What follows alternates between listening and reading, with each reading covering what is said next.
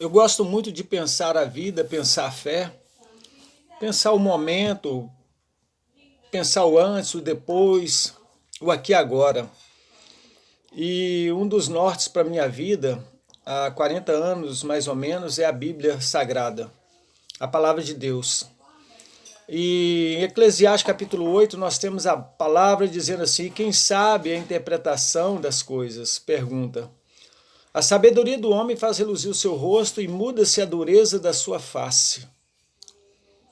E também fala que não há nenhum homem que tenha domínio sobre o vento para o reter, nem tampouco tem ele poder sobre a morte. Significa então que a morte é tão estável e incontrolável quanto o vento, e o vento é incerto também, como incontrolável e soberana é a morte. Diante dessa situação, o homem fica sem resposta, porque como encontrar sentido para a vida se a morte é certa, mas incerta? E ela é incontrolável, ela é soberana.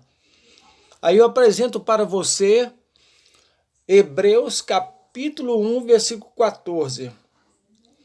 Jesus venceu a morte. Jesus venceu a morte para a glória de Deus. E hoje nós podemos ter esperança.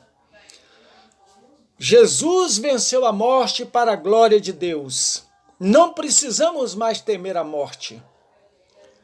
Jesus veio livrar todos que com medo da morte estavam submetidos, sujeitos a uma servidão a ela, sem esperança. Tragada foi a morte na vitória. Onde está, a morte, o teu poder de vitória? Onde está, a morte, o teu aguilhão? A morte foi derrotada, foi vencida. Quando Jesus ressuscitou e comprovadamente ele se apresentou aos seus discípulos, às mulheres, e na história, quando ele estava sendo assunto aos céus, ali aos galileus, isso enche o nosso coração de alegria e de esperança.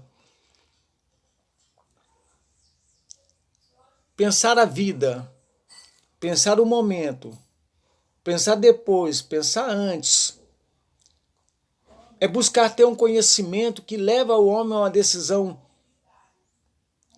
melhor para a sua vida. E essa decisão melhor é o homem se sentir vulnerável, dependente, e diante de um Deus que tem poder sobre a vida, ele clamar dizendo: Senhor, eu quero a tua vida.